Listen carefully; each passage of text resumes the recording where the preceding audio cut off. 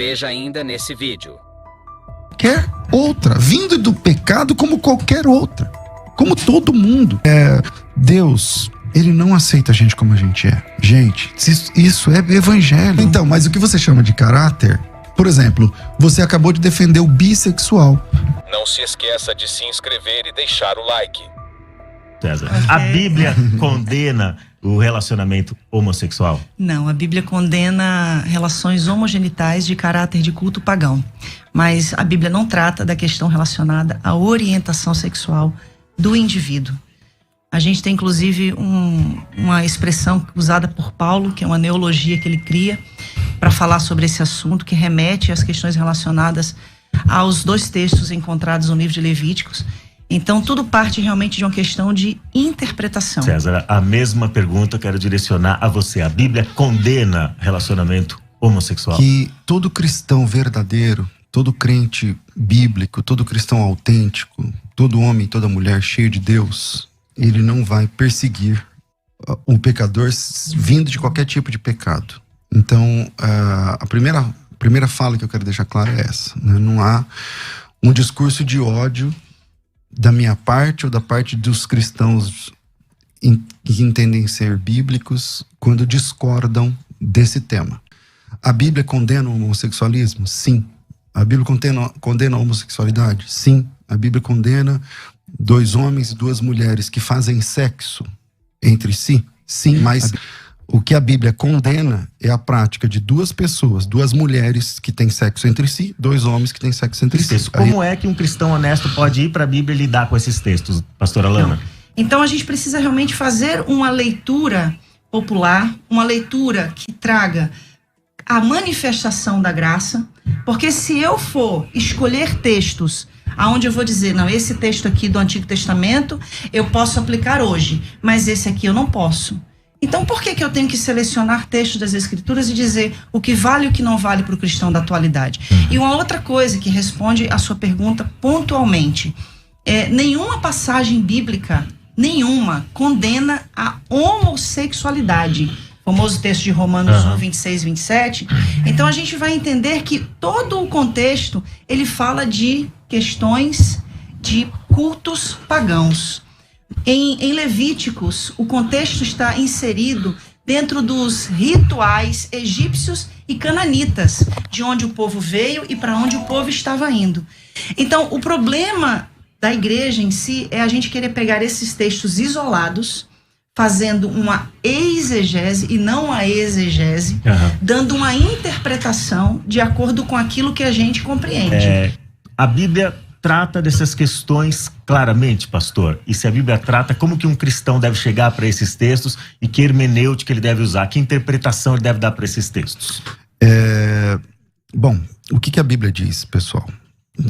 Infelizmente, Deus não aceita ninguém como a pessoa é. Deus não aceita a mim como eu sou, Deus não aceita você como você é.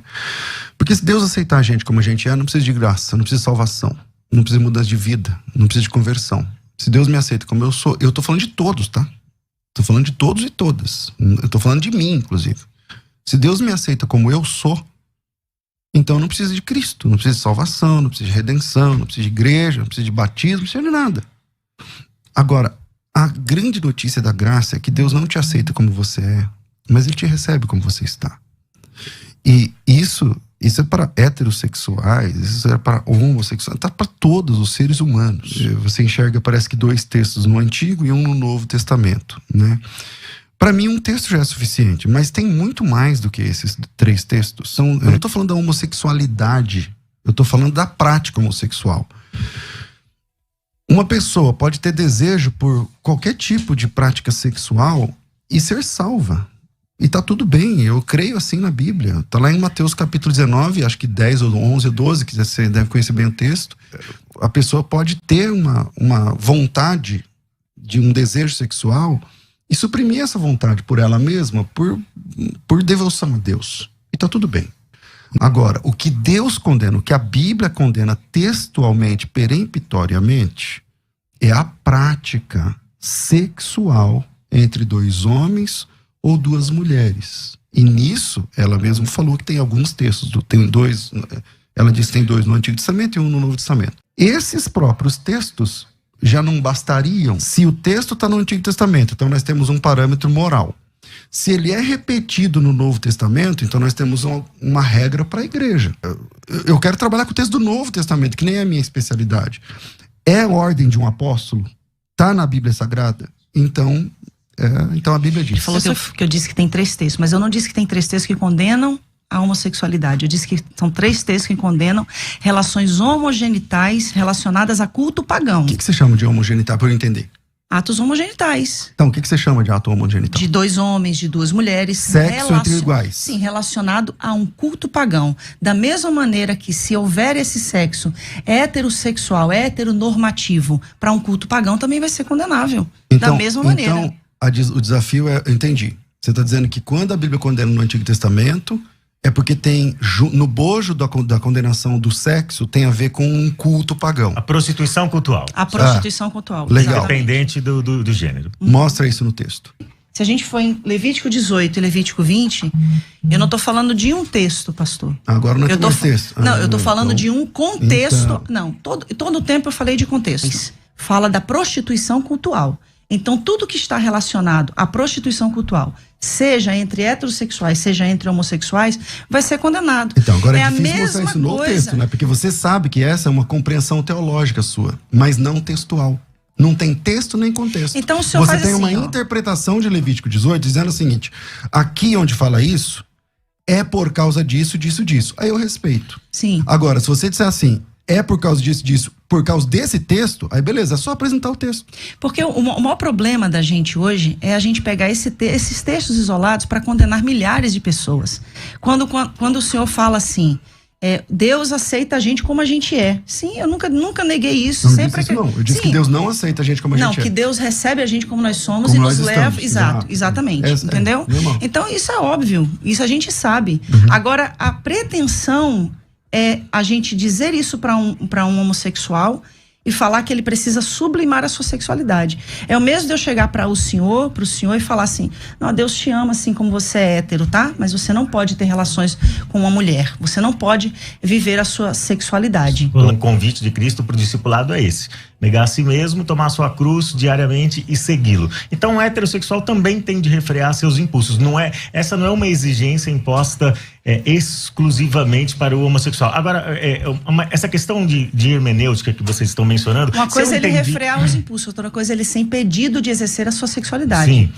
De usufruir da sua sexualidade. Então, ambos são convidados a submeter a Cristo, certo? Sim. Então, ambos vão ter que apresentar alguma forma de renúncia. O mesmo evangelho para todos. Agora, quando você está lidando com esses textos de Levítico, pastora, o que você mencionou é o seguinte: esses textos estão relacionados à prostituição cultural porque eles são orientações para os hebreus que entraram na Terra Prometida e eles não devem se comportar como os pagãos. Correto. Então é esse contexto geral, mais amplo aí que você está usando. Em Romanos capítulo 1, como que vocês lidam com o texto de Romanos capítulo 1? Também há uma prostituição cultural aí? Totalmente. Paulo está falando da idolatria.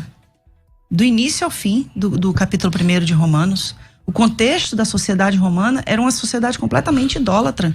Você concorda, pastor César, que Romanos 1 está tratando de prostituição cultural e meramente isso? Eu acho que tem que ficar claro o seguinte, que a posição da minha colega de debate hoje, ela é uma posição, é uma compreensão pessoal. Ok, uma compreensão pessoal, tudo bem, você compreende isso. Agora, quando eu peço o texto, não, esse é o contexto. Tá bom, me mostra o contexto. Não tem contexto, porque você sabe que não tem contexto. Claro que eu sei que tem contexto. Então me dá o contexto. Tô aqui, eu posso ler Levítico 18? Tô esperando. Então, ok, Levítico capítulo 18, relações sexuais proibidas. A minha tradução, inclusive, é da linguagem de hoje, né, que tanto é usada para condenar os homossexuais. O Senhor Deus deu as seguintes ordens para os homens de Israel: não tenha relações com uma mulher que seja sua parente. Abraão já estava no sal aí, né, porque ele casou com a irmã. Não tenha relações com a sua mãe, isso seria uma vergonha para o seu pai e também para a sua mãe. Não tenha relações com qualquer outra mulher que pertença ao seu pai. Não tenha relações com a sua irmã, seja por parte de pai ou de mãe. Nenhum pai deverá entregar o filho ou a filha para servir o deus Moloque. Aí entra na idolatria. Olha só, tá falando da idolatria. Isso seria profanar o santo nome de Deus, o Senhor. Nenhum homem deverá ter relações com outro homem, depois da idolatria. Então, o contexto me leva a entender que O texto está apontando para uma questão cultual. Ele sai de relações e entra no texto anterior a prática da idolatria e dos cultos pagãos, falando especificamente de Moloque. Todo mundo que conhece o texto bíblico sabe que os mandamentos de Deus, eles não estão tabulados por tema. Não estão tabulados por tema. Então o tempo todo é assim. O tempo todo. Qualquer perícope de qualquer texto de mandamentos de Deus, eles vão sendo tabulados e o assunto vai sendo trocado. Não existe epígrafe. A epígrafe é uma criação nossa. A entrega dos meninos para Moloque é uma questão de queimar o filho no fogo e tal, tudo mais. Na sequência, ele volta a tratar de um assunto sexual. É só ler o texto. É a sua interpretação, eu também respeito. Não estou interpretando. É só ler o texto. Eu acabei de ler. Então lê o texto. Vou ler de novo. Pois não, vamos lá. O próximo texto. O texto que você Nenhum citou. pai deverá entregar o filho ou a filha para servir o Deus Moloque. Isso seria profanar o santo, o nome de Deus, o Senhor. Nenhum homem deverá ter relações com outro homem. Pronto. Tá, mas e aí? Aí onde está o Moloque aí agora? Mas acabou de ser citado então, o Moloque. mas o texto anterior, veja como não tem credibilidade para ser o contexto que você está chamando. Vou te explicar por quê. Mesmo estando dentro do contexto, não tem credibilidade. Vou te explicar por quê. Porque o texto, o versículo anterior, fala de um pai que entrega um filho para ser queimado no fogo. E o senhor acha que o filho era só levado lá a ser entregue? Tinha todo um ritual pagão antes da criança ser morta. Mas não tem ritual sexual entre o pai e o filho. Nunca teve. Tá? Quando entrega para Moloque. Tá? Mas você pega vários rituais reis, sexuais entre os sacerdotes os que se oferecia. Não a Moloque. É só estudar o deus Moloque, que o deus Moloque, ele recebia, as crianças eram queimadas, o rito era esse. Não tinha ritual sexual. Para Moloque, não. Outros têm. Existem deusas, por exemplo, Ishtar e tantas outras, que têm uma questão sexual. Mas não é o caso do deus Moloque. O próximo texto, então, nesse não tem nada sexual. Tem a questão de entregar o filho para ser queimado. No próximo texto, ele não fala de filho a ser queimado, não fala de Moloque e fala que um homem não pode deitar com outro homem. É só ler o texto. Mas agora, ele está dentro de um contexto de ritual pagão. Não está dentro de contexto de ritual pagão. E a minha realidade é compreender que eu nasci assim e eu louvo a Deus por nascer assim. Mesmo por quê? Porque eu entendo que hoje o meu chamado é uma voz para alcançar tantos outros iguais a mim que acreditam que não são amados e aceitos por Deus. Então, o que eu quero trazer aqui hoje é, a minha verdade hoje é essa. Eu mudei de ideia? Mudei como Paulo mudou, mudei como Pedro mudou quando vi um lençol descendo e Deus dizendo para ele, come, mata e come. Não porque é impuro. Você não vai dizer que é impuro aquilo que eu santifiquei. Então mudei de ideia como Pedro mudou, mudei de ideia como Paulo mudou. Então com essa resposta você está anulando aquilo que estava atrás. Não, pastor, mas aquilo lá atrás foi lá atrás, como foi lá atrás com Pedro, então, como foi lá Atos 15, conselho em Jerusalém. E aí? Para ser aceito tem que ser circuncidado ou não? A igreja toma uma decisão, gente. Era uma questão de lei, mas vem uma mudança. A igreja sempre vai precisar passar por mudança. E uma coisa que vocês, nem ninguém vão poder impedir. Deus está promovendo uma nova reforma. E essa reforma vai vir, quer vocês queiram. Quando eu falo vocês, eu não falo afrontando, tá? Eu falo no sentido que a igreja queira, que ela não queira. E eu lamento muito por esse evangelho, que ao invés de promover o amor, promover essa graça de aceitação a todos, rechaça, exclui. E milhares de vidas sejam salvas. A minha primeira fala, Léo, eu vou voltar nela lá atrás, né?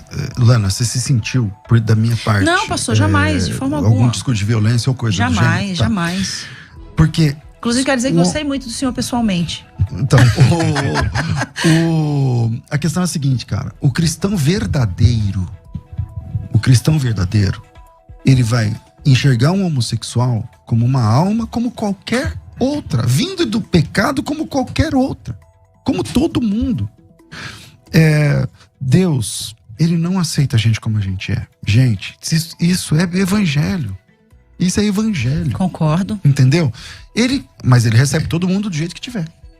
Ele não aceita a gente como a gente é. Mas ele recebe. Ele recebe. Aceitou a sua sexualidade? Nesse caso, a minha sexualidade não estava contra a vontade de Deus. Então, pra mim, a minha luta foi ser monogâmico. Como um todo. Então, mas o que você chama de caráter... Por exemplo, você acabou de defender o bissexual. Então o bissexual. E aí você viu que você ficou sem resposta? Não. Porque o bissexual. Não vi, não. Qual o momento? Então vamos lá, vou te lembrar então. O bissexual tá aqui, o João.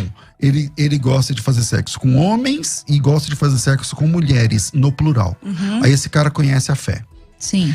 Na minha opinião, na minha visão da Bíblia, esse cara tem que abandonar essa questão. Ele vai viver sexualmente assexuado? Não. Ele vai casar com uma mulher e acabou. Aí, a vida dele é a vida monogâmica. Já que ele é um bissexual e não tem repulsa Você pelo sexo também oposto. defendeu que esse cara tem que ser monogâmico. Mas você defendeu assim. Então, vou te chegar lá. Você defendeu que o João também tem que ser monogâmico. Só que você diz assim, no seu caso, ele tem que escolher um homem ou uma mulher e ficar com ele até o fim da vida. Sim. Aí eu disse, nesse momento ele parou de ser bissexual. Aí você parou, disse, não, ele fez uma escolha. Então ele parou. Não, ainda dei um exemplo. Vocês, antes de se casarem com a esposa de vocês se apaixonaram por outras mulheres, mas vocês fizeram uma escolha.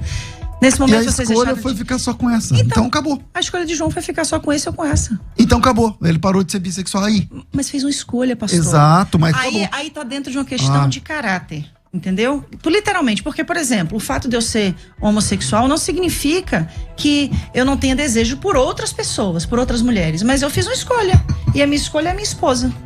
Quase 20 anos de história. Ou seja, tem renúncia aí então, também. Tem né? renúncia também, Agora, gente. Mesma coisa. eu acho que ela apresentou bastante bem a perspectiva tanto da comunidade LGBT cristã, QIA+.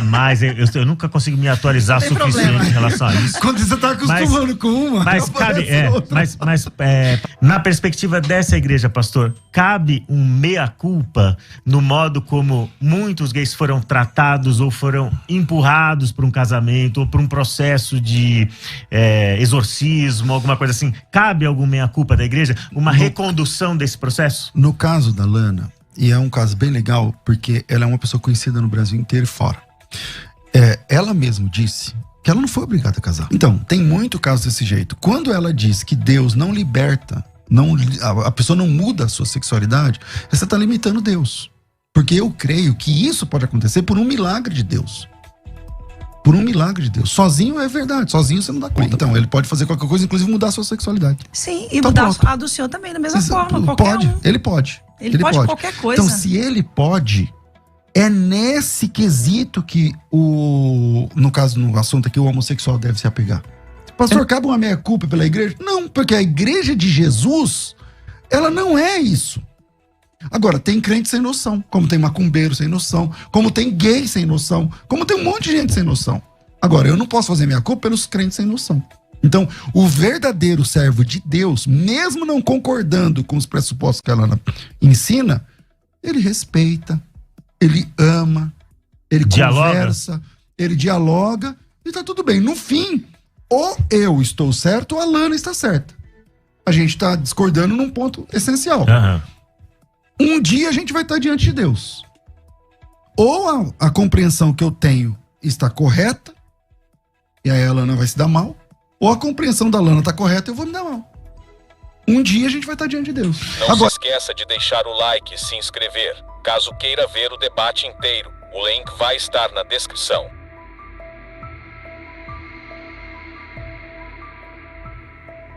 Bem, esse foi o vídeo. Se você gostou, não se esqueça de deixar o like e se inscrever. Se você quiser ajudar o canal com qualquer valor, vou deixar um Pix na descrição. Muito obrigado pelo seu tempo. Que Deus os abençoe sempre.